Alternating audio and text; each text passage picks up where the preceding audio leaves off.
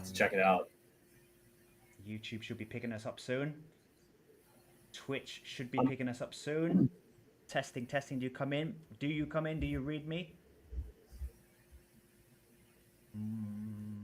I don't see you pulled up on YouTube yet. Yeah, they do not read me. There you are. Come in, my producers. I've got hundreds of producers all running around right now. All worried they're going to lose their jobs. Okay.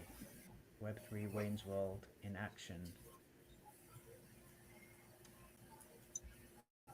We are... Jimbo's in the chat already. Beautiful. We are live on YouTube. Jimbo can hear us, although I'm quiet a little bit. Jimbo, I'm showing you frustrations about Ninja, Video Ninja. I'm having a nightmare with it. But welcome to the show. Wait. Let me start it properly. It's your boy, Amreezy, and I'm back with another Planet MFL where we leave planet Earth. We're sick of it. We go to the Metaverse Football League that is MFL. And today we're joined by the one, the only Ryan Walter. Ryan, welcome to the channel, mate. How are you? I'm good. Thank you for having me. No problem. How it works, well, how it used to work is it used to be a weekly show where I'd sort of ask the manager about their gallery since the last week, how they've been playing, how the results have been going. But now that it's it's two a week, I feel like there's going to be more repeat managers coming on. So it might not be a weekly update. It may just be a daily update. It may just be how the last 2 days have gone. Today we're going to be talking about the start of the new season. Thanks for joining us, Jimbo, in the chat already. Thanks to the people pouring in their ones and twos on Twitch and YouTube. We appreciate you all. But first of all, Ryan, by the way, I do the promo at the beginning. Ryan has a great show called Meet the Manager. And go check that out on YouTube. Meet the Manager. Is it anywhere else? It's just YouTube. Or is it an audio podcast as well? I have it on Spotify, and I think it's loading to Apple. Probably need to double check, but it's on Spotify. I know it's on Spotify. Beautiful. So go check that out. It's great. I discovered it about, I think 2 or 3 weeks ago. Here's my journey of the Ryan Walter discovery. About 3 weeks ago, maybe 3 or 4 weeks ago, I saw one of the streams. Insert big stream name here. And your name, you popped up with a chat comment, and it was really funny. And I was like, oh, that's funny. And I always make a note of the ones that make me laugh, and I go, okay. And then, then it happened again. I think on a LED stream, and I was like, there's Ryan Walter again. So then I was like, right, investigate. Oh, cool.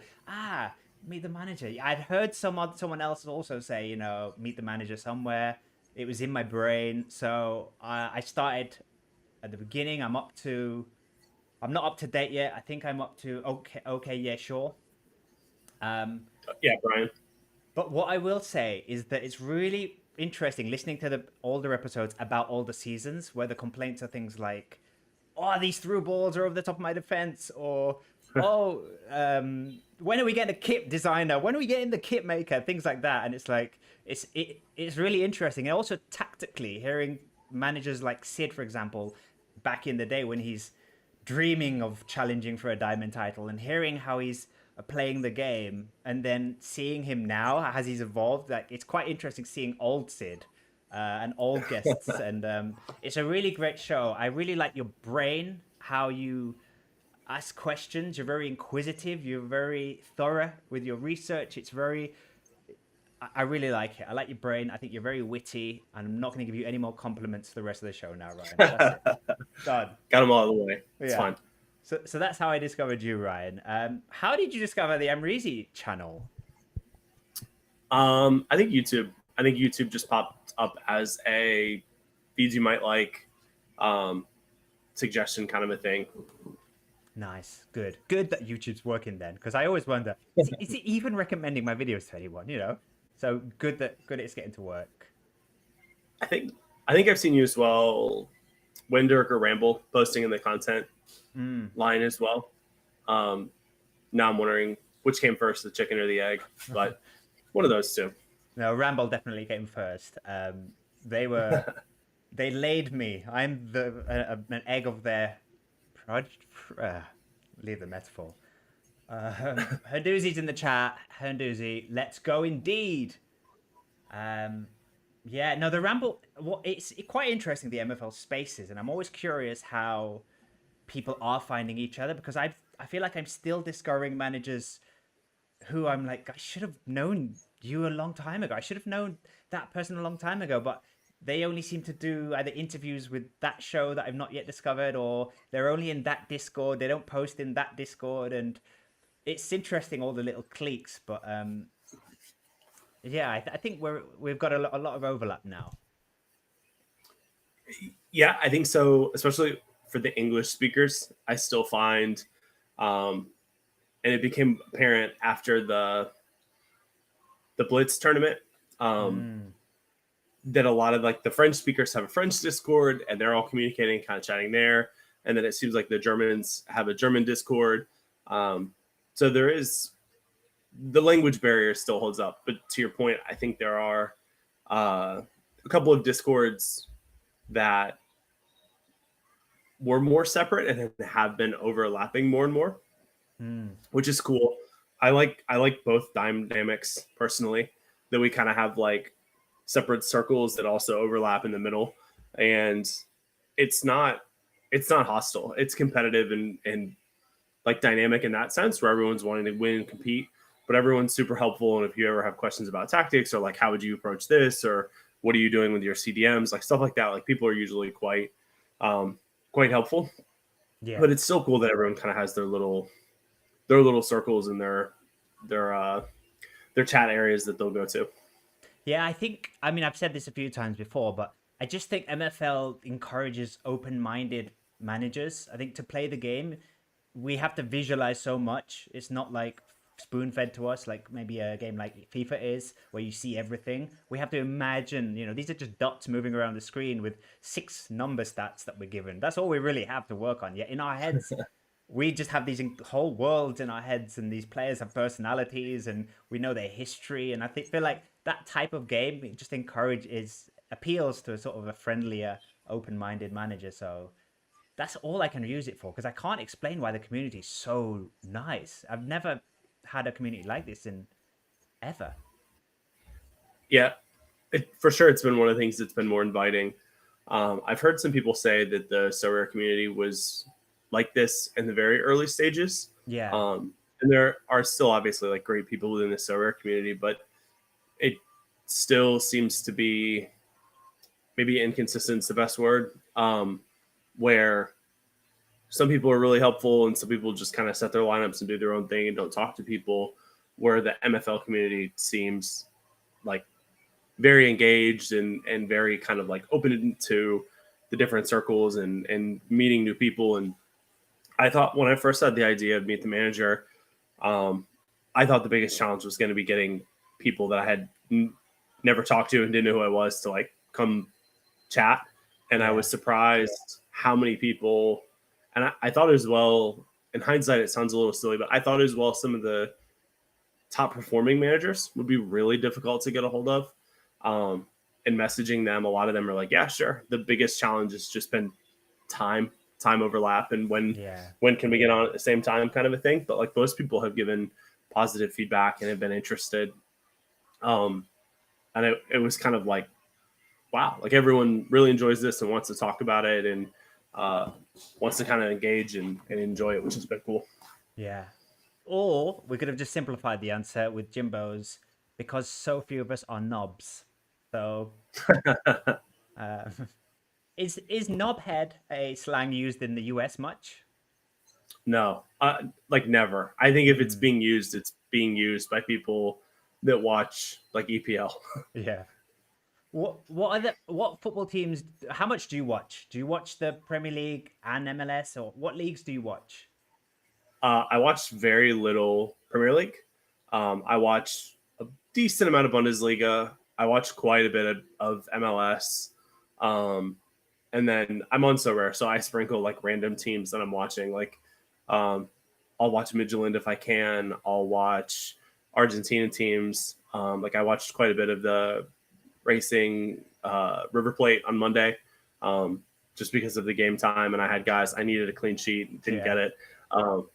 So a sprinkle but I do really like Bundesliga, and I've gotten into MLS just because of a lot of times in the summer, it's the only thing that runs. Yeah. And for me, it runs on Saturday night, which is quieter, like my personal time. It's a good opportunity for me to like sit down and just chill and watch and hope that my guys do well, my so rare guys do well. And is that how you got into Bundesliga? Is it from Sorare? It wasn't Bundesliga came first. No, Bundesliga came first during COVID when the Ah, all sports stopped. yeah. I was just desperate, and I think Dortmund. I want to say it was Dortmund Schalke, but that feels wrong. Was on ESPN Plus, and I had access, and I hadn't really watched any football, European football prior to that. When the Yeah. World Cup would come around, like I would watch World Cup games, and but I never played as a kid, never was interested in it, and then I was starved for sport and got into it, and I'll watch I anything. watched. Show me Yeah, people competing on any form in any yeah, country. So, yeah. so who's your team in the Bundesliga? Dortmund, Borussia Dortmund. Dortmund. Nice. Yeah. Yeah. They just got such a great kit, great shirts, nice stadium, passionate fans. Never. Also, they're not Bayern Munich, which is quite an appealing thing. It's like they're one of the boys knocking at the door, but you know who you kind of always want someone other than Bayern. So yeah, I've got a soft spot for them too. What about American sports? Which one? What American sports are you into? I grew up playing baseball. Baseball was definitely my first passion. There's no professional team in North Carolina, so the baseball culture here is very, very limited in general. It's harder to like. It's amazing when you don't have people to like talk about it and engage and experience the sport with you, like how quickly the interest fades. Um, Mm. but like baseball, I grew up playing baseball, played baseball through high school. And when I grew up in Atlanta. When I lived in Atlanta, I was watching the Braves all the time, and everyone is a Braves fan. It's just how much of the dial. It's probably like football in England. Like Yeah. everyone supports somebody, and then there's people that know like the 16-year-old under 17 player that they just signed, and somebody like knows knows four guys on the starting 11, and there's like those different levels of engagement. Baseball in Atlanta is like that. Everyone's a Braves fan. It's just how much, right? Yeah. Um, so that was probably the big thing, and then American football with fantasy sports. I've always done a lot of fantasy American football, and still follow that fairly closely because I still do fantasy NFL. Um, So and the then I always watch Panthers. basketball. No, um, oddly an Eagles fan. My dad went to Syracuse, and when I was growing up, the quarterback for the Eagles, their star player, was a ex Syracuse player, college. Oh, cool. Um, yeah, so kind of a weird introduction into football that way. But yeah, and growing up in Atlanta, Atlanta and Charlotte, Carolina usually have a rivalry. So hated the Panthers, and they've always been terrible. So it's always funny to watch them lose. Nice.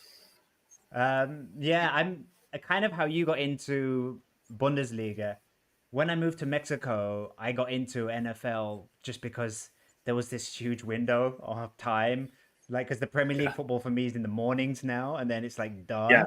But then the NFL just takes over perfectly. Just like literally, as soon as the last Premier League game on a Sunday is done, boom. And then also Monday nights, Thursday nights, it's just so I got into it big time, and I've got family that live in Chicago, and I went to Chicago like 2 or 3 times now, and just fell in love with the city. Just one of my favorite cities in the world. Just I love it so much. So I literally the first time I went, I was like, okay, that's it. I now have all my American sports teams now will be the Chicago teams. I'll just pick all of them without really researching all. I knew Michael Jordan. I knew the Bulls when I was in school when I was younger. So yeah, I'm a Chicago Bears fan. So we're finally having a good season this year after seasons and years of me watching them just be terrible. you have a choice for baseball though. You've got two choices for Chicago for baseball. I just picked the Cubs. I didn't. Was there another option? Who's the other one? Yeah, the White Sox play in Chicago.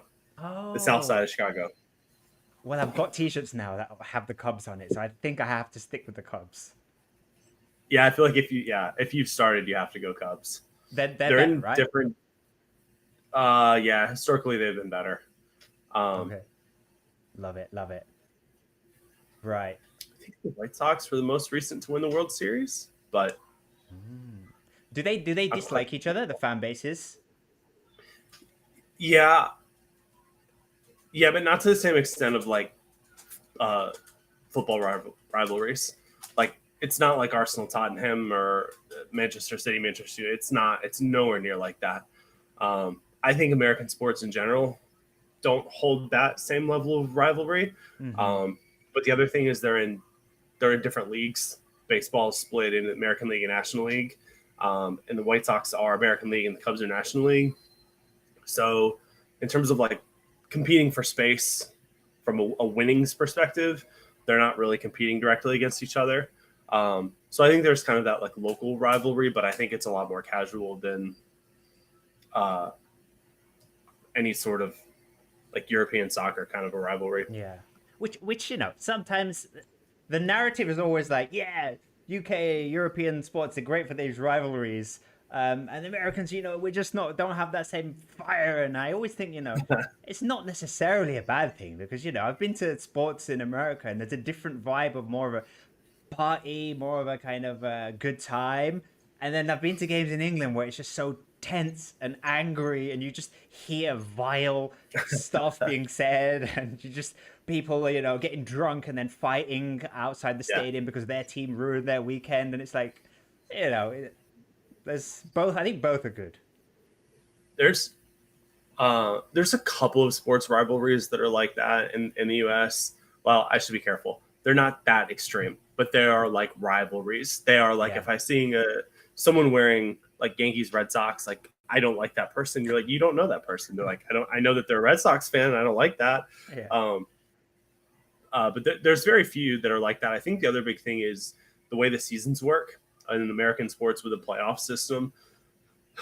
So many of the games are kind of watered down, so they're kind of fun for entertainment to kind of pass the time. And then when the playoffs or the finals come, that's when things like really heat up. And a lot of times, they like every game matters in like top five league sports. hmm. Uh, so like Bundesliga, Serie A, like those leagues, like could be the difference. Like the 12th game of the season could end up being the difference between second and third, and that's a Champions League spot versus a Conference League. Um, so that ends up being like very critical, which is just a different culture of the way the season goes.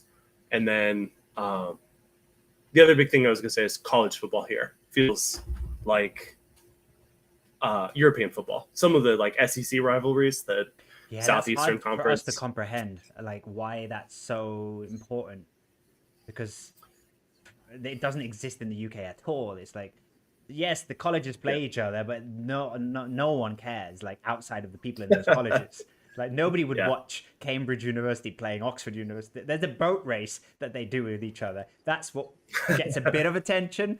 But apart from that, Manchester University playing Glasgow University just is not going to get coverage. So yeah, yeah, so yeah, different.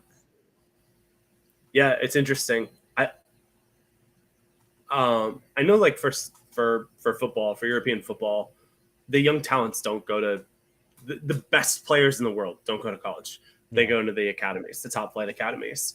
Um, do any of the other sports competitions compete at college? Like, is college the highest level for any of the sports? I know. I think there's more of a all the big sports have an academy. So sports like rugby and cricket. There's under 14s, under 12s, under 10s. That's where if you're a great player at a younger age, the scouts from those academies come to schools and things, and then Yeah. they usually take them and give them an education there within the academy structure, or they have a part-time tutor. It's a completely different setup. Yeah, that makes sense. So just very different. I think that's probably why U.S. sports have been um, so relevant because the professional sports were gate kept by age. So like for baseball, for the most part, you couldn't break baseball's probably the exception to the rule. like it was hard to break through to the top level, like the professional level, without going through college. Football was literally gate kept. Like if you had not gone through 3 years of college, you couldn't join the NFL. So you had kind of like the top players, some of the top players had to go to college. Like Kevin Durant's a basketball player. He had to go to college for a year before he could join the NBA. And so you were still seeing like the top talent play at a college level. And then obviously there's a lot of history for people like that went to the school or grew up in that, in that area, in that regional area. So I think actually our college sports probably resemble European fanship more than professional sports for us. And I know that sounds crazy, but a lot of the tie-ins are like they're deeper rooted into individuals. Yeah, it's interesting. Interesting. The shirt behind you on the one with rain as the sponsor. What team is that? I saw that in one of your other videos. And let me do. That's probably easier. So Besiktas, and then this one's Augsburg. Besiktas. Okay, it was stumping me. I was watching a few of your videos lately, and I was like, what? I know the Augsburg one, but what is that rain one? And I never thought Turkey. Never even went there. Yeah. Is that a Sorrow prize?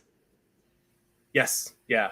The Euro competition that they did 2 summers ago. Not this 2 summers ago, so a little over a year ago.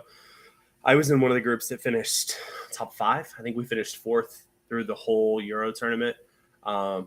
And I was one of the top 5 in the group. And so the prize pool for that, they sent signed jerseys. And they took forever. I filled out a form and then like gaslighted myself into thinking that, I was like, did I really fill that out? Did I forget? And I went back and filled it out again. And I think they goofed and responded to both forms and sent me 2 jerseys instead of 1, which nice. Which is nice. So they're probably scared of you, Ryan. All right. Take two. Stop. Right.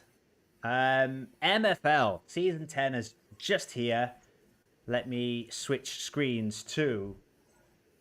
We'll go through quickly my teams. I did a little bit of a preview last week's Planet MFL video. If people want to go and see that, you can. If you want a bit more of a deeper dive into my teams, I have 3 teams for the first time this season coming. And I was thinking about this yesterday. I think 3 is the perfect number for me because I can have one team in the highest division I'm at. I can have one in the lowest, and then I have one in the middle that I kind of deliberately try to promote or relegate to make sure it's always in the middle.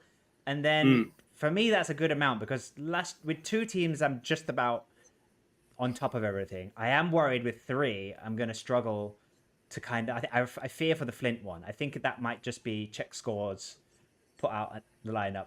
Who's tired? Put out the lineup, and I don't mind them staying in Flint.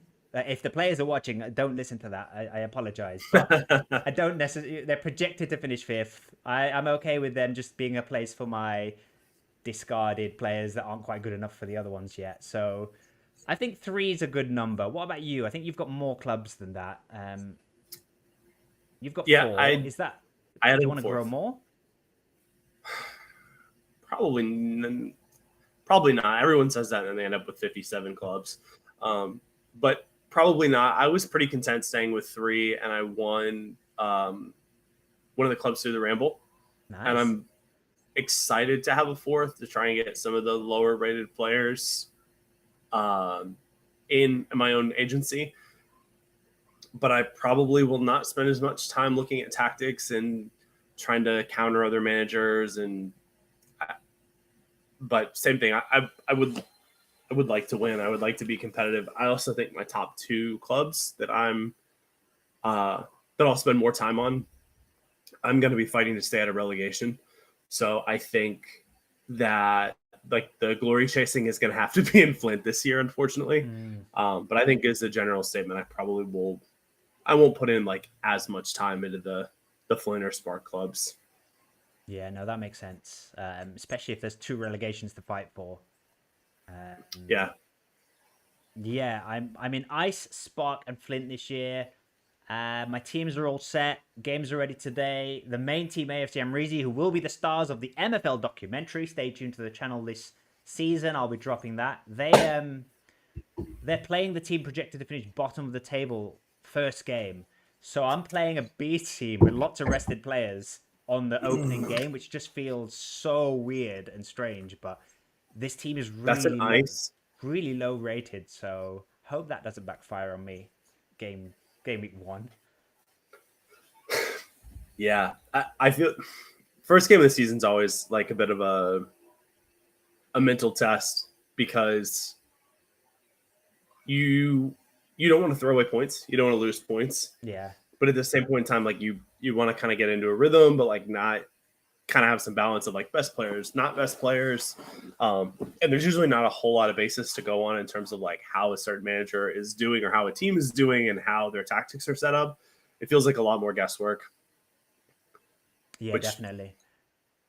It just feels psychological. It's ridiculous, but it's part of MFL. Where I just think if we get a win on the first day, the lads will be confident, morale will be high, we'll start building. When in reality, I've got 2 of the teams that predicted to finish like second and third. I've got them in kind of like game in the next game and then the fourth game. So I'm kind of already aware, and then the cup will be there. I'm just already aware that there's some bigger games coming, and it hasn't even started. And I keep this is the team. I don't know if you can see them. This is the team that I'm playing on the first day, and my Spark team is quite stacked this year because I'm really trying to get them promoted. They're based in Mexico City. I want that to be my main team, so I'm really going for that this year. And I keep checking this team just in case he signs any last minute players because I've got players like 75 rated. I've got, a couple of greens in there, and I'm looking at him, and he's got 257s, and the rest are all uncommon. So I'm like, unless, as long as he keeps this roster of players, I should be okay. So I keep panic checking up until kickoff. But so far, Bruges, Jamaica they look like we should be okay for that first game. So yeah, we'll see in a couple of hours. We'll see how that goes. So yeah, I'm excited for the season. Yeah. Sorry, go ahead. I've got a Flint side playing right now that's stronger than the Bruges Jamaica team, and I'm losing. Oh no. I'm playing kicks and dribbles, so I think it's the number 1 seeded team or like the number 1 projected team in the group. And I'm like, wow, straight into the fire. And he's got a really strong team. I think he's got a 70 rated player in Flint. Wow. Yeah, he's got a 73 rated center forward in Flint. One of those desperate to get out. Yeah, I've got uncommons in Flint, and I'm like, I should be pretty good. I think I projected like second or third in this league. I'm like, man, that's tough. This is supposed to be the bottom of the pyramid, but there are strong teams. Fair play. I just want a final update from my teams because nothing's changed since last week's video. I had my teams ready in last week's video. Risu gave me a player on loan, a Mexican left back, and he was like, obviously he has to play for your main team in Mexico City. And I just want to highlight this guy he's given me. He looks ridiculous. He's 16 years old, 74 rated, dribbling, pace, defense, physical, passing. Like shooting's the only thing that's not great, but he's 16 years old, and this guy is going to have a glorious future. I'm just delighted I get to be a part of his story, but very excited for Risu and what this guy could do. So I think Risu purchased him, right? I saw on Twitter, I think that he had purchased this player. Purchased $85. And could be worth every cent, Risu, if this continues to... If he progresses nicely, we'll do it. He's our starting left back, so he's 16 years old. He's walked straight into the first team. I think he's from Mexico City as well. I think he might know family, so I think it'll help him to sort of stay with them while he's on loan with my team before he goes back to his Paris team with Risu. So it makes sense for all parties involved. So if you're watching this at some point, Risu, muchos gracias from me and the Mexican Alliance. So that's that. That's me done. We're not going to linger on me too long. We're going to linger on Ryan today. Let's go from bottom to top. So, which way? First of all, which team came first? Like, which one did you buy first? Cologne. I pulled Cologne out of a pack as the first team. Nice. And then wanted to get more players in, bought Casablanca, and then Raleigh is where I live. So I was looking for the Raleigh license, was able to get Raleigh, and then Edmond is the club that I got it from the MFL Rainbow giveaway. Okay. And Casablanca, was that it was just a good price, or was there a reason to picking that one? I think so. Yeah, I think it was lowest price. I'm trying to remember. You don't Yeah, I love think the I had film an of opportunity Casablanca to. or anything like that. No incredible story there. So these guys, do you know where your Flint team are projected to finish this year? Is it going to be a tricky season? No. They're strong for Flint. They just lost, but I think they're. Oh I think yeah, they're this looks like a projected good second. team. Um, Yeah. and this was kind of like the round out of what I had in my agency. I actually I think I loaned a couple players in. Everyone at Casablanca is on my team. Um, I'm trying to double check, but I'm pretty sure they're projected to go second Nice. behind the team lost to, behind Kicks and Dribbles team. So the hardest game of the season's out. It's out of the way now. You can just focus on those 10 wins in a row now, and then rethink. Yeah.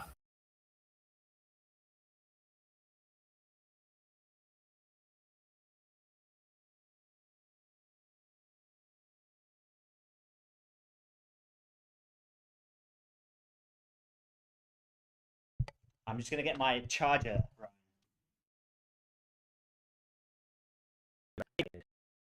Apologies, that was my fault. Laptop.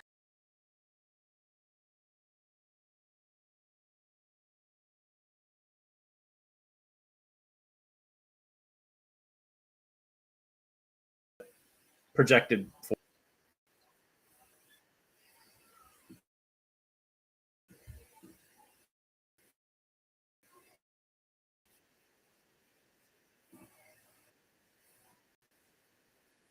promotion would be good. I have a couple of uncommons in the team.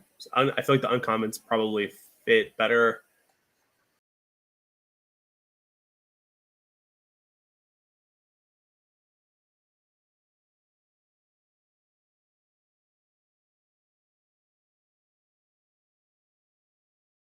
Was not started dying. Wasn't charged. We're okay now. Quick runaway. Uh, stream should all be back up. We had a quick meltdown, but yeah, I heard everything you said, Ryan. I just think so. Yeah, Spark not the priority, but obviously we all want to go up. We all want to get promoted. Yeah, and I feel like the MFL in Flint is so low, and the relegation risk from Spark is low. I feel like I'm kind of like if I stay in Flint, I'm kind of leaving MFL on the table. Um, so I feel like it would be nice to go up and capture a little bit more of the MFL. And your Casablanca Spark team, is it sort of a similar sort of aim with the Flint one, or is it you want to get these ones up, or you're okay with them in Spark? They're stronger.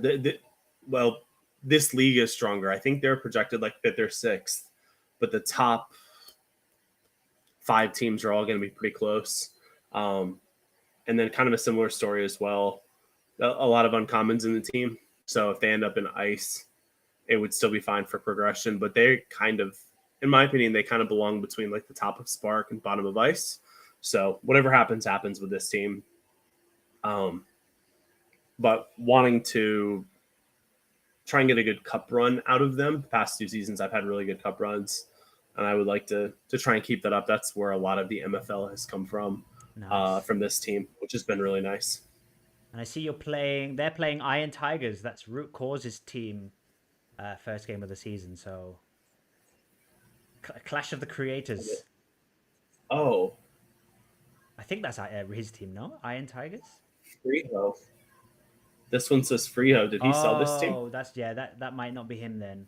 He has another Tigers, Dockside Tigers. He has a team called Dockside Tigers. Okay, fear not.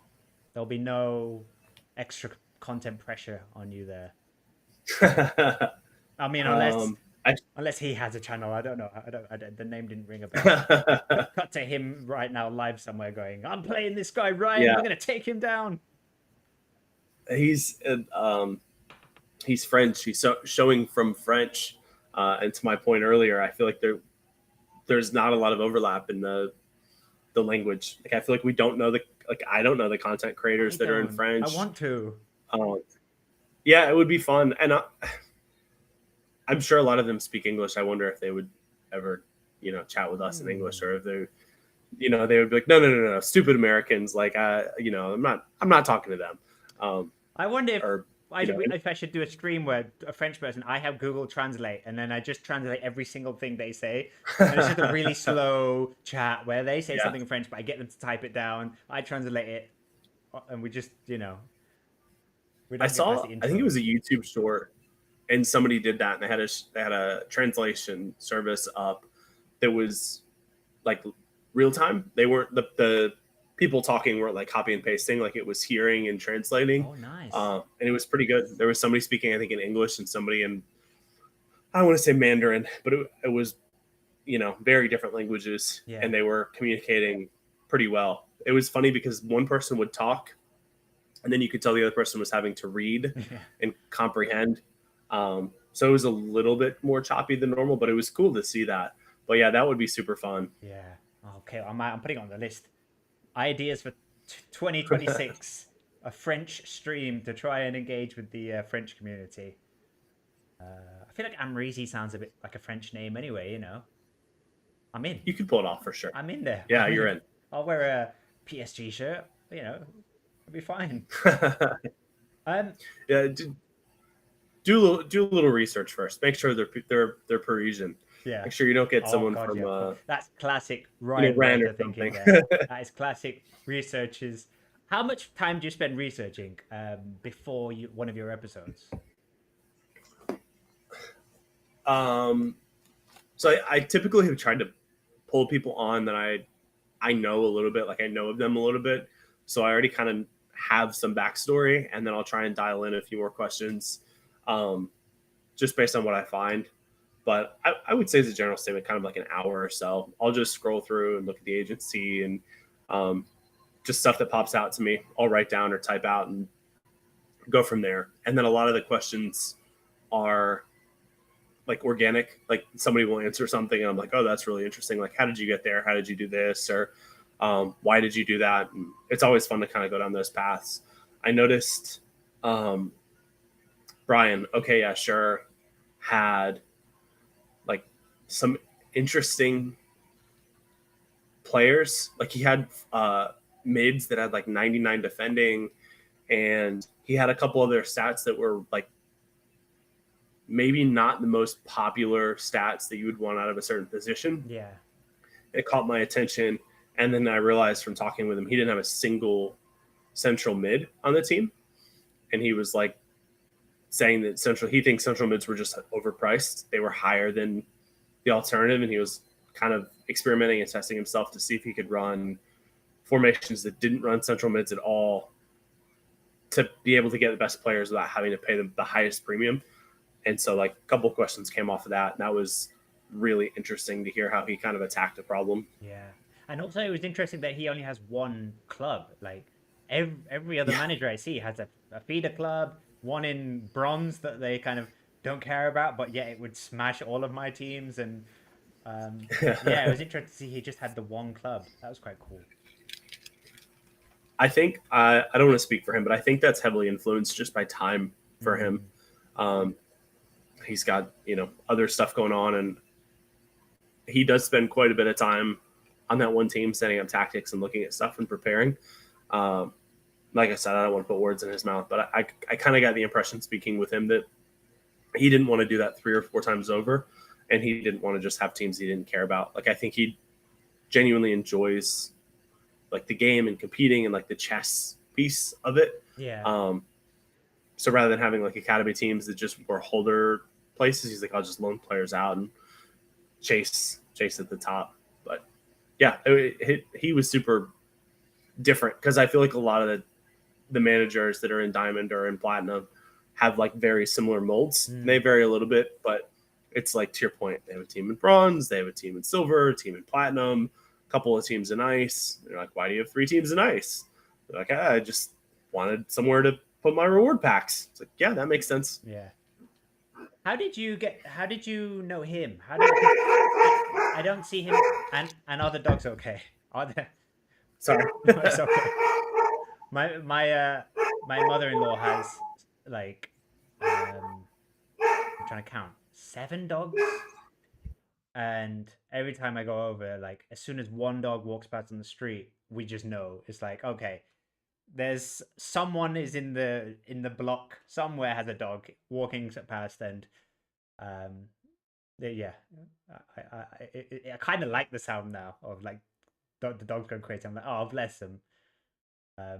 But yeah, I was saying because with OK, yeah, sure, I hadn't seen him in many other places. I haven't seen him do many interviews. So how did that come about? Oh no, I can't hear you. I can't hear you. Okay, am I back? Yeah. Okay, I tried to mute it. I wasn't sure if it worked. Uh-huh. Sid suggested him. I'm not positive how he linked up with Sid, but Sid recommended him and was like, "You should talk to Brian. Like Brian's really good tactically and always has great conversation." And I was like, "Sure, I'm in." And then, yeah, it was good. And I prior to that, I had not talked with Brian at all, and talked to him a fair bit now, just through Discord chat. And enjoy it. I will a lot of the times like theory test with the two of them. I'll send them a message and be like, "Does this just look wrong? Like if I do this, are you guys like, no? What are you doing?" And you always get good feedback from them to like kind of help continue my process, make me think, and kind of go down that path. Nice. And yeah, if Sid recommends something to you, you do it. If Sid told me, not to eat carrots, I'd be like, I'll tell the wife, we're Worth not a having try. carrots anymore. We're not. Sid says carrots aren't good for you. We're not having. Sid would never steer us wrong. Nice. Right. Let me go back to your clubs. One question I wanted to have is with the lower clubs in the chain, do you have favorite players? Do you have players that you're just really warm to? You really want them to either progress, or maybe they were in the teams above, but you don't want to get rid of them. So are you attached to anyone? um, I have a guy on the Spark team, Lund or Lund, Swedish guy, that was one of the first purchases that I had. 1125. So I've had him for a year yesterday. Man, that's funny. And he's been on like a variety of different teams at a variety of different levels. He's a good point of reference for the power creep. And he started with my clone team, and then he was with Casablanca, and then he was with Raleigh Rain, and then Raleigh Rain passed Casablanca, and he's back with Casablanca. The retirement calendar came last year. So he's been kind of a fun one because he's been on my team this is his 9th season. He's been on one of my squads. $4. And then otherwise I'm just back in the day. $4. Wow. Huh. What the fun? Yeah. Evening. Sorry. Evening. I meant like it's like taking some of the noise away. Sorry, great content. No, I know. I apologize. I love it. Give me a second. I'll come out and help. Okay. Give me just a little bit. Put it on the TV. I don't want to. Sorry. Ryan, if you need to pop out for a second, it's also fine. Like it's cool. No, I'm good. I don't think I can solve the problem anyways. Complaining about YouTube on the phone. Yeah. I've been there. I've got a 2-year-old, and it's just starting for me. Yeah. Good luck. How many kids do you have? 2. I have this one's 5, and then the other one is 10 months yesterday. Oh wow, nice. Yeah, 10 months is a unique age. Yeah, needier and needier, and they can't help themselves at all. And you were just there, but yeah, I'm fun. only just starting to get my sleep schedule back. Yeah, I should have remembered this, but it has surprised me how like inconsistent. Like you fall into a trap of thinking like, oh, like they're into a sleep routine. And then it just changes completely, and you're like, wait, what happened? Like this was working well for us. Yeah. Why would you ruin it? Yes. We'll have a couple nights that like we'll get like 6 straight hours, 7 straight hours, and we're like, good, like we're over that hump. And then like 2 nights later, it's like up 6 times in 6 hours. I'm like, how are you up every 45 minutes? Oh no. But yeah, so still fighting that from time to time. The question about like the comment here is like, wait until they're 14 and 10, stressful, and they think they know everything. Yeah, I have 10 years for that, to prepare for that. Let's pretend that's not going to happen. Yeah, man, the 5-year-old thinks he knows everything at times, and he's super smart, but I'm like, you got to just listen sometimes. Yeah. Just slow down I've and been listen. here way longer, so much longer. Yeah, exactly. No, that's funny. But I do my streams at this time because this is the time my boy Luca, he usually has his naps at this time. So I'm always like, okay, these are the stream dates. Let's see, because people have told me if you did it a bit later, you'd get more viewers, or if you did it for this time zone, you'd get more. And I'm like, it doesn't matter about viewers. This is when I've got 2 hours I can usually block away. It has to be this time. That's been kind of a similar thing. I usually can find an hour in the middle of the day that I can just block time for my work schedule, take a long lunch or something. So I normally can do middle of the day or then early evening, which would be like late for UK or late. Like I did one with Trust that was, I think we were planning to start at 10. We started a little bit late. We went into the wee hours of the morning. So those are kind of my 3 options. Nice. Sometimes work and sometimes it's just we can't link up. But yeah, I get that completely. What do you do for work? I mean, if you want to say. All questions are voluntary on the channel. I am I'm not going to say the company name. And no, don't say that. Just not on stream, but it's supply chain. It's logistics and supply chain for the most part. So I work from home. We don't have an office anywhere near me, which is sometimes nice and sometimes a little quiet. But so I work from home most times, and then have a couple like busy hours during the middle of the day that I know we're going to be busy. A couple of set meetings, and then but a lot of the stuff that I have on my plate is like pretty flexible. Nice. Checking reports, following up on stuff, scheduling stuff with our vendors and stuff like that. So I have quite a bit of flexibility in my schedule during the day, which is nice. Yeah, I mean, I did used to have an office in London, but when we moved to Mexico, me and my wife were working for the same company, and now we work remotely.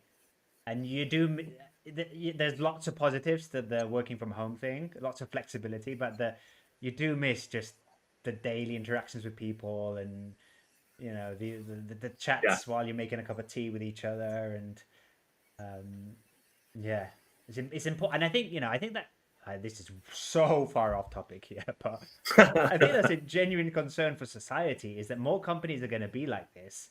More companies are kind of working remotely, and unless you're really conscious of trying to take that social interaction and make sure you're doing it with other people in your real life, I'm scared about society. I'm scared we're going to sort of all become reclusives, and people are going to develop these new social issues, and you know, we're going to miss that. Because some people, the only interaction they had was at work with like their colleagues. That was like, what's going to replace that?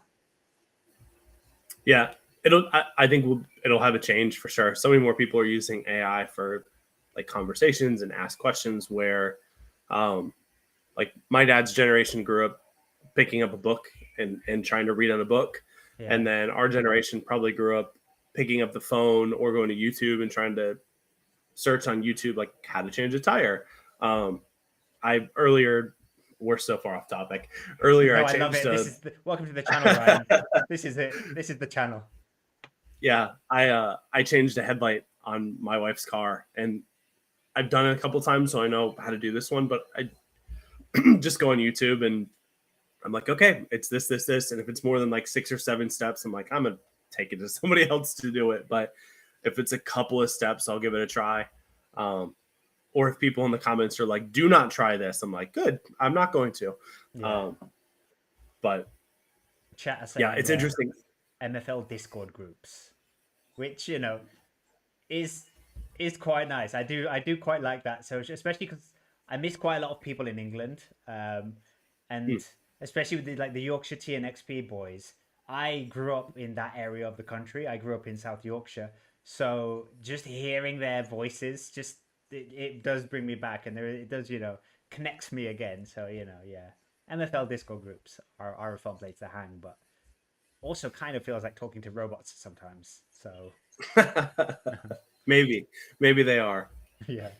Hang on, Hodwig's not even a real person. He's just a AI Scottish AI bot. Yeah. See, like one of his kids throw like a bouncy ball and it just goes straight through him, and you were like, "Wait, hey, he's not even real?" No, it's the Truman Show all over again. How else could he be modding Discord 22 hours a day? It's the only possibility. It all makes sense. It all makes sense. While we're off topic, what's your comedy taste? Like, as in films, comedians, TV shows, like what makes you laugh? I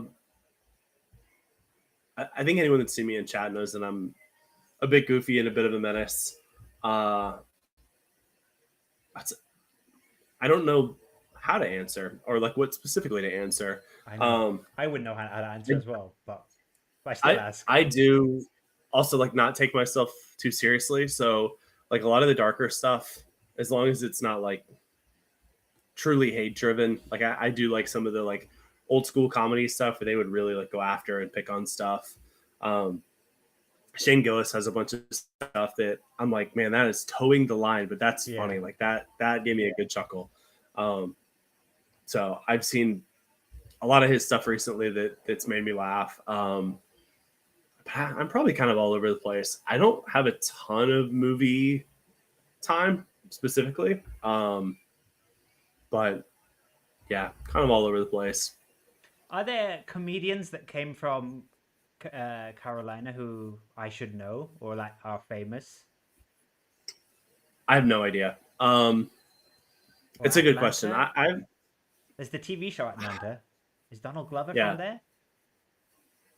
I want to say Donald Glover's from the Midwest, but I want to say Detroit or something. But Atlanta gets a lot of production.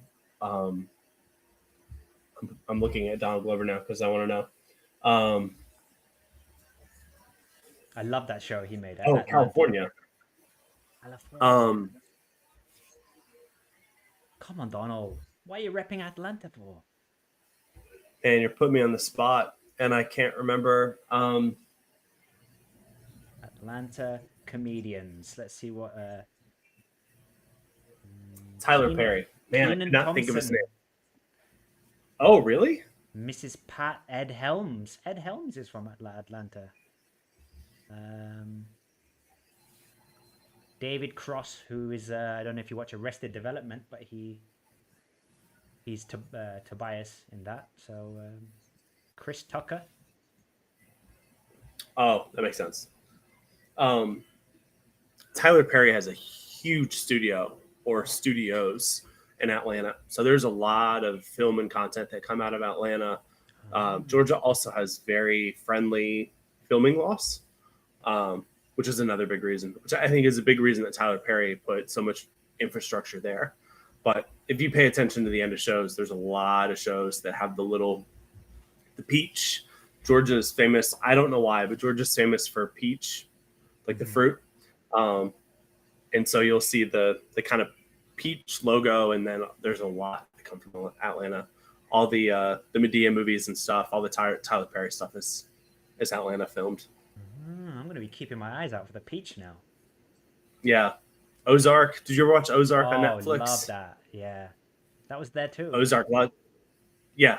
A good chunk of it was filmed in a couple of the lakes in Atlanta. The little cafe that they go to quite a bit was like the cafe, like the only cafe on the lake that was a couple miles from my house. My parents live like 3 miles from there, 5 miles from there.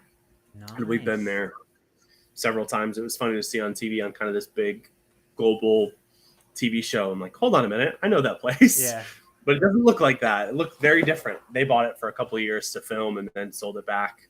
So it's it not went, like it looks in Atlanta. It's not like green and really remote and like quiet. I'm not sure I understand the question. What do you mean? You said it's not like it looks like in the show. No. Where they live? The inside of the cafe. Okay. Yeah, it does. A lot of the lakes out there are like big, heavy pine trees. Sorry, hold on one second. No worries. Kev is in the chat. Kev, IO, right back at you, Kev. Kev, these are your questions. Number 1, how's life? How's the new job? Number 2, are we ready for season 10? Number 3, what does it feel like to be the Yoda of MFL?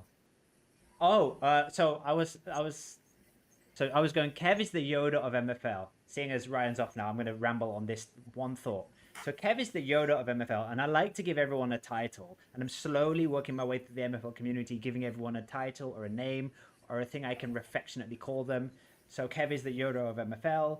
But then I thought, he's like a Yoda, but he's a Jedi Master of Tactics. A Jedi Master, maybe a bit more like, and then I'm going to have to restart now because it's just so, if Ryan hears half of this, it won't make sense. So Ryan, I'm saying that I call Kev the Yoda of MFL because he's the Yoda of Tactics. Then I was thinking today, he's the Jedi Master. He's kind of a Jedi Master of Tactics. Then I'm thinking, what other nickname could I give him? Oh, who's the Jedi Master? Maybe it's Obi-Wan Kenobi. Then I was like, Obi-Wan Kev Obi. That's as far as I got. This is what happens when I'm allowed to ramble on my own. But welcome to Kev. Welcome, Kev. I hope you're well. Poor Kev, having to just listen to all of that now and go, hi. Thanks. we have a Obi-Wan though on MFL. We got to be careful not to overlap brands. True. Yep. And I like the MFL already sounds too similar to NFL, so I hate it when when I first discovered the game and I was googling like tips and stuff. It's just constantly giving me, did you mean NFL? Here's NFL anyway, and I'm like, no, MFL. Yeah, I still struggle with that. Like trying to pull up like MFL stats or anything like that. I'm like, no, just take me where I want to go. Kev's job's going great though. That's all. That's good, Kev. That's what we wanted to hear. We've got someone else saying, Ryan, please don't leave the screen again. Don't leave again. Fair play. I'll take that one on the chin. I've also got some new gifts if people care. We've got a new gift. Pie Time from Wayne's World.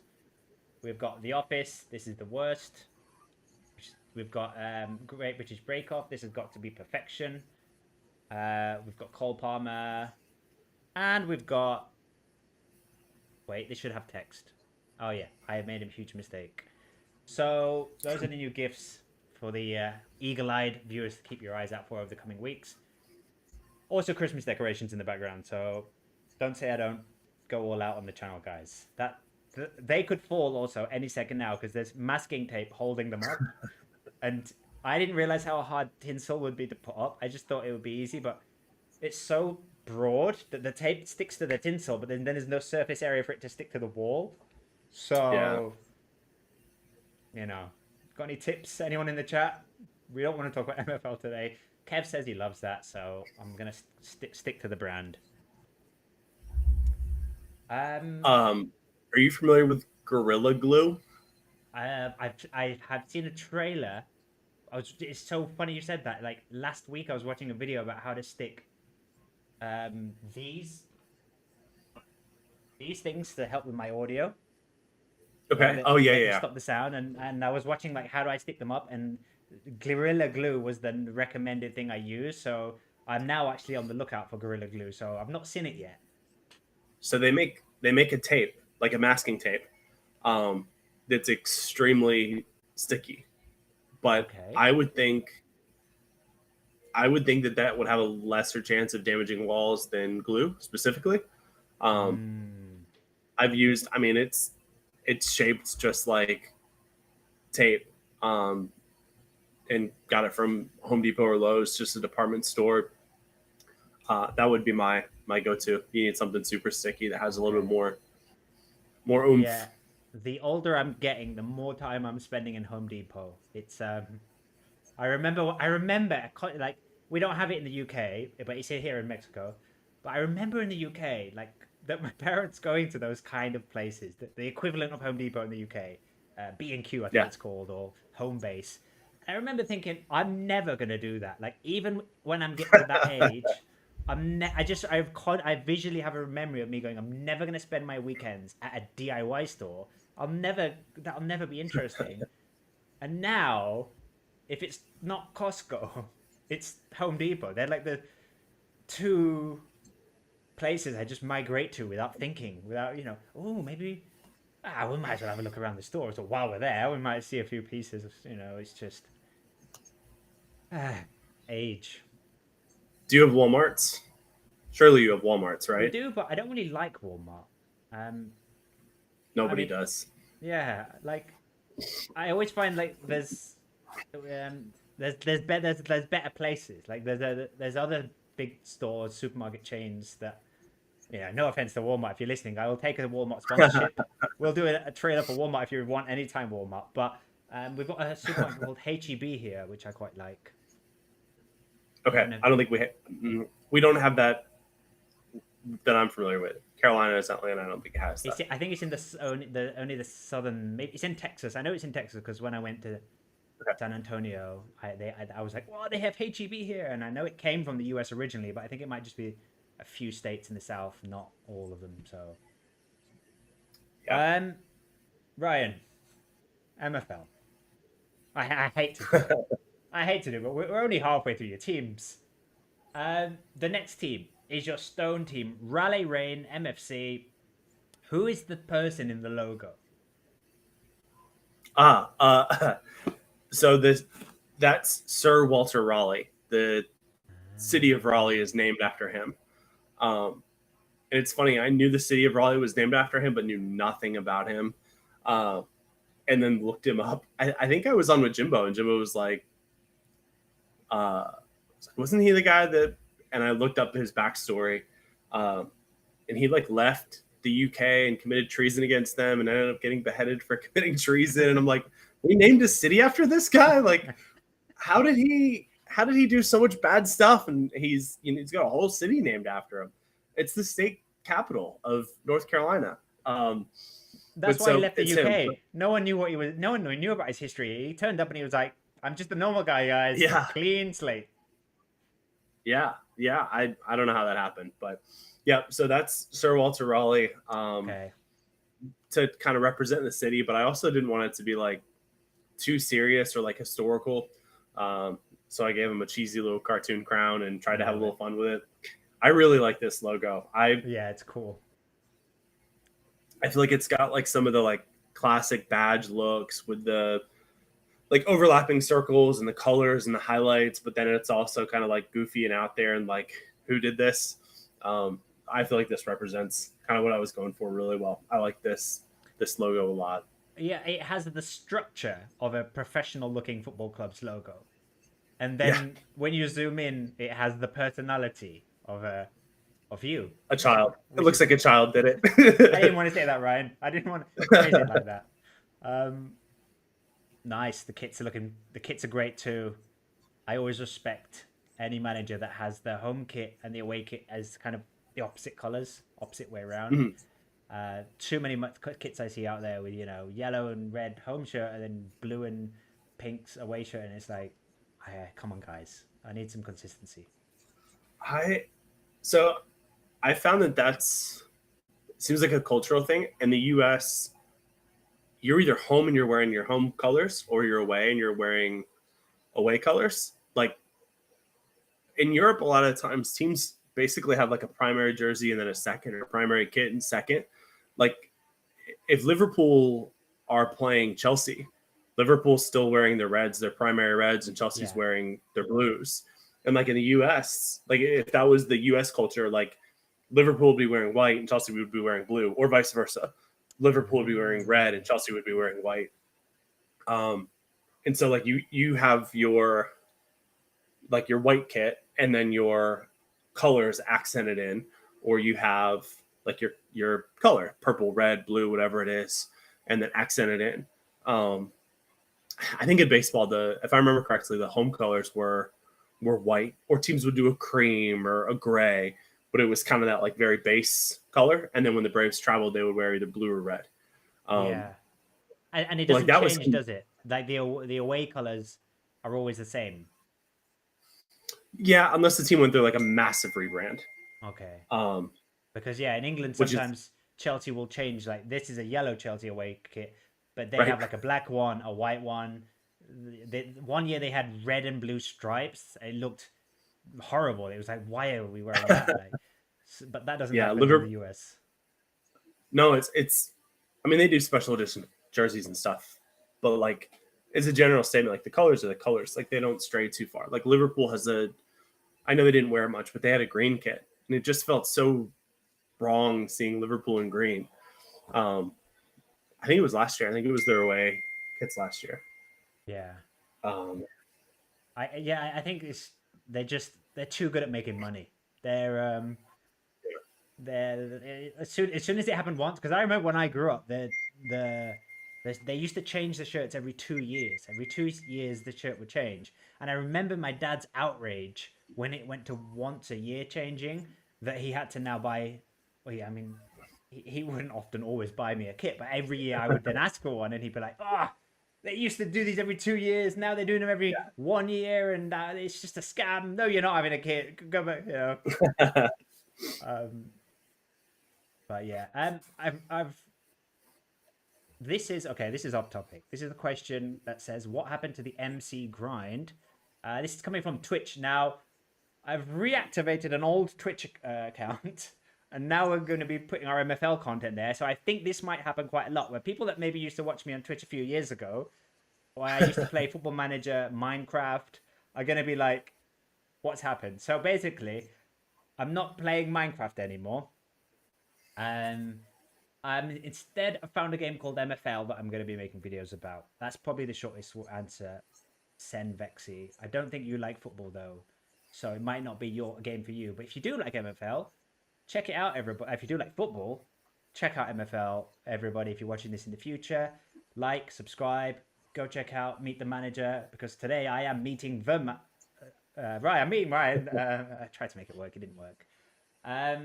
So yeah, that was a very long way of answering that question. Raleigh, Rain, MFC, Big Claude, that's your best player. Striker. Are there any sort of stars here? Oh, this is from Kev. So Kev's sorted you out with a big striker here. Kev sent me a message and he was like, "Your stone team looks weak. Do you want help?" And I was like, "Yes, I know it looks weak. I'm doing my best. Leave me alone. But I will take your striker. So thank you very much." We can't all be like you, Kev. Yeah.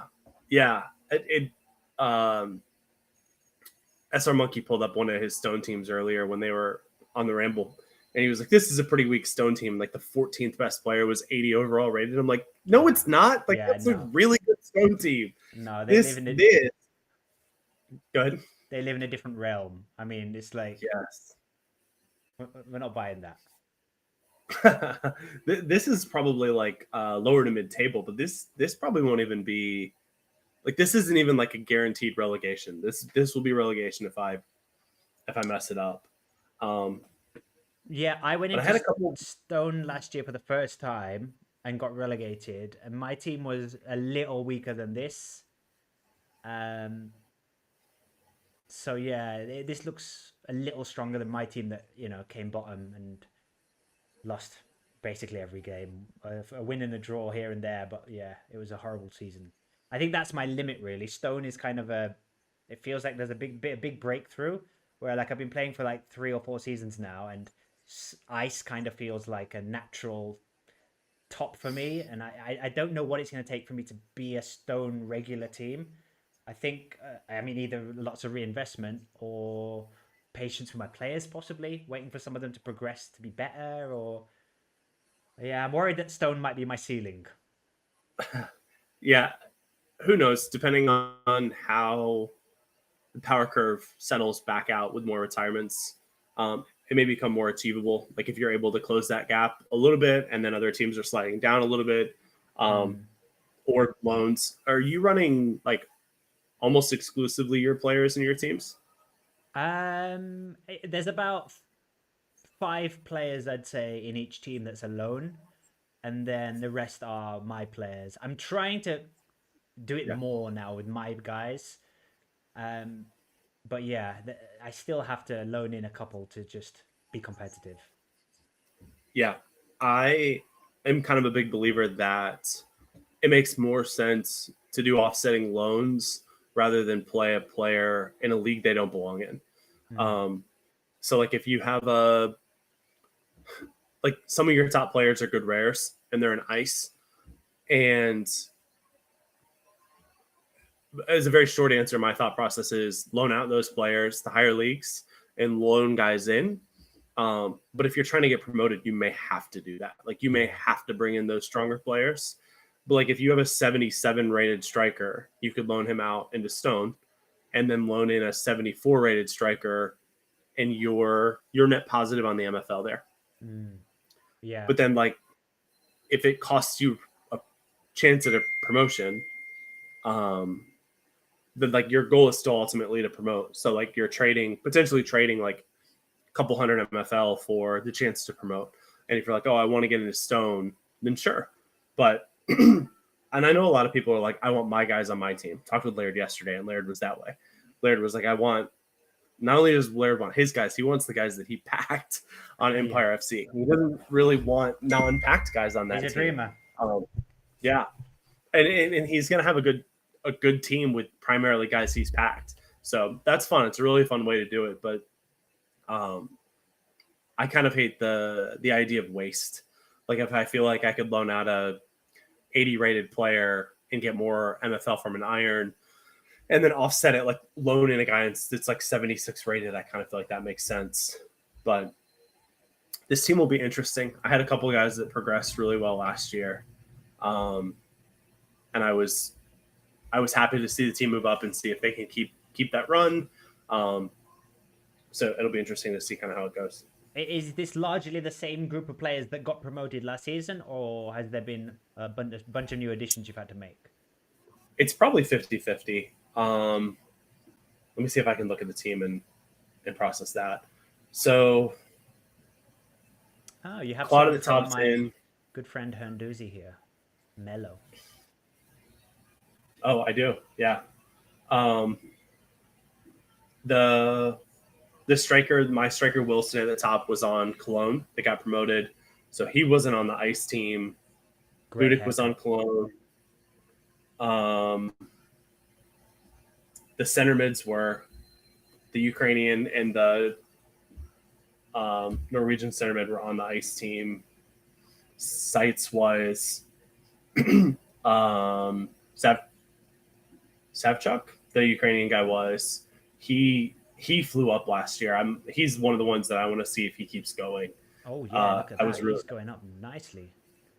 Yeah, and then I ended up loaning him out. I had a 70 rated left mid, right mid striker that the individual stats flew up. He kept going +1 in pace and +1 in physical like every day. I think he went +5 in pace and +5 in physical, but wasn't going overall because he was left mid, right mid primary.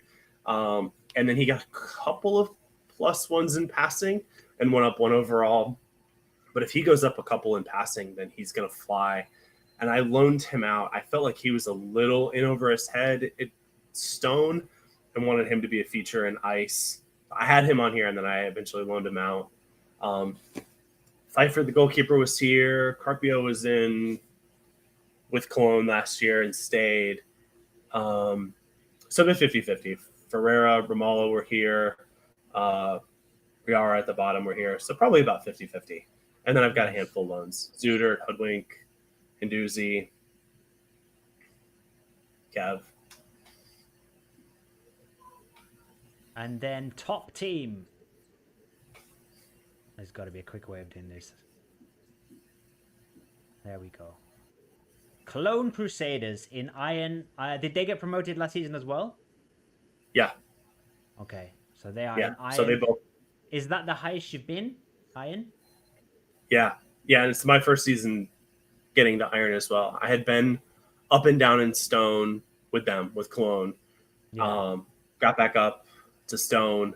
And then I think I spent 2 seasons in stone and then went up again to iron. But first time in iron. We had a chat comment earlier saying that ice to stone seems bigger than stone to iron. So let's hope that works in your favor. Yeah. But yeah, this team looks fun too. Kodap giving you a pretty strong centre back here, Miller. I think I have 2 from Kodap on here. 90 defense. Beautiful. Yeah, the striker. My top striker is from him as well. Yeah, this will be an interesting team. I think if I manage it well, I can go middle of the pack. Mm-hmm. And if I don't manage it well, I'm going to be fighting for my life or getting relegated, which I really don't want to go backwards. What's your strategy in terms of rotation? Do you have one of those systems where you're constantly rotating everybody in and out, or do you have sort of an A team, a B team? Constantly rotating. Like this team is a great example. I have 3 fullbacks. 2 of them can play left back and right back. So, oh, nice. One is out every day. So I literally will just be like a carousel, 2 on, 1 off. Another guy hops on, another guy hops off, and then they're just constantly spinning, which is nice because I think probably all 3 of those guys will end up getting like 18 games apiece, which will be great for progression. Their rotation, their energy fitness stays like pretty well, like 94 to 96 throughout the season, but like still getting really good play time from them. And then the Belgian right back, Brian sent me, and he has been flying his whole career. I bought him off Brian mid-season last season. Oh yeah, Stairway to Heaven stuff. Yeah, I'm hoping that continues, and I'll have a decision to make because if that continues, I probably will send him to bronze and then try and backfill him, loan somebody in and backfill him at the mid-season transfer window, which would be a great problem to have. Because that means he's on his way to Lego, which would be my first Lego, which would be really fun.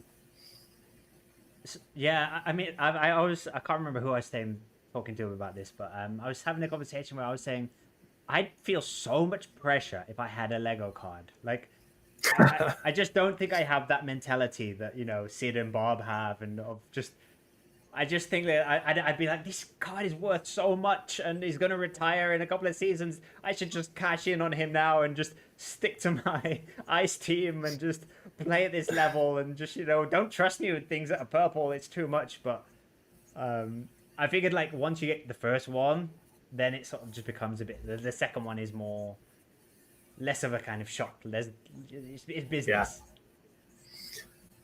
Yeah. I guess you just have to have the appetite for it and the willingness to know that there's a cost. I think Bob's first Ultimate retired last season. It's either his last season or he retired. Man, that would hurt so bad. There's uncommons that I've sold because I'm like, I'd rather have $3 than no bucks. Yeah. And I sold an uncommon, like a 72 rated player this offseason. It's his last year. And I'm like, I can't stomach it, even for a few dollars. Yeah. Yeah, I don't know. It's it's becoming more of a topic. You hear more and more people now talking about this guy's retiring. Oh no, he's retiring soon. Or I think, especially I feel like at the moment where it feels like there's no, maybe because MFL hasn't gone for enough time that there's no like general market value almost, whereas like some seasons that player goes for $150, the next season he's going for 75, and it's like there seem to be too many swings. I wouldn't know, especially at the top end.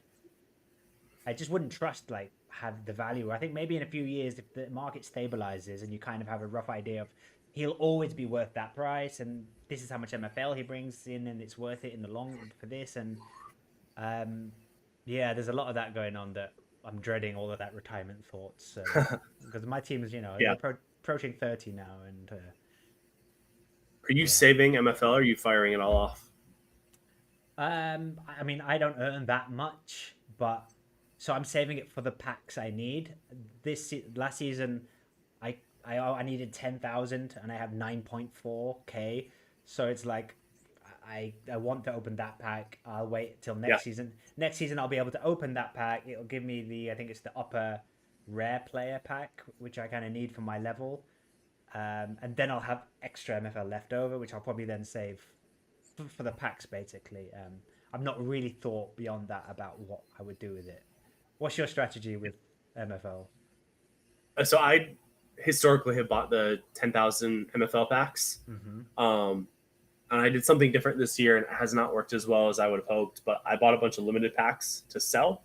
My thought process around it was to sell a bunch of the limit packs and buy older rares to try and fill out the Iron Team. Because I knew I needed rares, but I didn't have the MFL to open the rare pack. So I was trying to compromise, and they have not sold. I've sold like one, but it hasn't worked as well as I would have liked. But hopefully they'll sell throughout the season, and then I'll have some budget for next year to fill some holes. Yeah. No, that's not, it sounds like a good strategy. When you said it, I was like, why is that not work? That sounds like a very sensible strategy. Yeah. I certainly was a little bit greedy when I first listed them. There was nothing on the market. There was one on the market for 8. I don't know if it sold or got opened, but before rollover day or before market opening day, there was none on the market. And so I listed them high, and a lot of people came in lower. So like, shame on me for just having bad pricing. But I knew that and accepted that. I was kind of like, oh, like I would like to sell them at this price and not be the floor. Like, I don't want to undercut the floor. And then I'll try and learn from it. I really hope that they don't go the whole season without being purchased, because I don't want like aged players in packs. But we'll see. And if I have to open them and then fill the Flint team or the Spark team with a bunch of limiteds, then it'll be fun to have. And it will be a lesson learned with the MFL, and I'll have to try and figure out how to refine that. But if I'm not mistaken, Sid has done that a lot to help target and finance. Like, he's had packs, rotated the packs out, and then used that money to target like very specific players to fall in, rather than kind of like no, it makes hope sense. that his Lego packs fill what he's looking for, which I think makes a lot of sense. Yeah, makes sense. Once again, Sid. Once again, Sid's right. He's sensible. It's certainly less fun though. Certainly less fun than opening a pack and opening like the Risu player. Like, the individual that would have opened that pack had to be like, heck yeah, 74 rated. He's at that, you assume that he either opened an uncommon pack and got the upper limit, or if he opened a standard pack and got the upper limit, like in 16, like that's the best you can get. And the stats are good. It's not like he's a one trick pony, as Jimbo says. No, absolutely. Well, speaking of Jimbo, I think this stream is ending and he has one starting. So, Ryan, I've really enjoyed chatting to you. Really enjoyed getting to know you more. Now I feel like I get you a bit more. I get you. I'm going to be, keeping an eye out for your scores, hoping you do well with those, especially those 2 top teams. So good luck with all of that. You're welcome back anytime. It's been great chatting to you. I think you get the vibe. I knew you would. Some people get uncomfortable when we go off topic and we're not talking about MFL, but you're okay with it. So if ever you want to come in and go off topic again, we're here. Is there anything else you want to promote? Anything you want to plug before we finish? No, I don't think so. I appreciate the plug in the beginning. A big part of it is just kind of for fun. I had the idea that there was a little bit of content when I first started around MFL, and I was itching for more. I think a lot of people are the same way. They can't get enough. And there was not a lot of content that was going like through tactics, I wanted to get a better feel for that. And then a couple episodes in, realized that was going to be like really good topic for some managers, and then other managers had like different things that they focus on. And also that like tactics and strategy could mean two different things to two different people.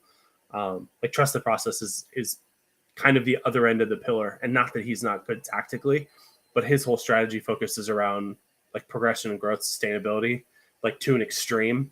And then like you have a Kev or a Sid or a Bob that's very like in-game tactics, X's and O's, like their strategy is like win the game. And it's like, well, what about the sacrifices that you're making to win the game? Like, don't care, like win the game. Yeah. It's okay. So it's fun to kind of like talk with different people and see where the brain is. And, but yeah, I appreciate you shouting that out in the beginning. Yeah, no worries. And yeah, I love it. Can't wait to see the rest of them as they keep coming in. So thank you, Ryan, for your time. Next week will be on Mondays and Wednesdays. It'll be a Monday, Wednesday every week now. I think Royal Ivy will be on the channel on both streams, because originally he was going to come on the Monday to talk about So Rare, and then the Wednesday to talk about MFL. And I then told him that show's been cancelled now. It's 2 MFL shows. Does you still want to come on?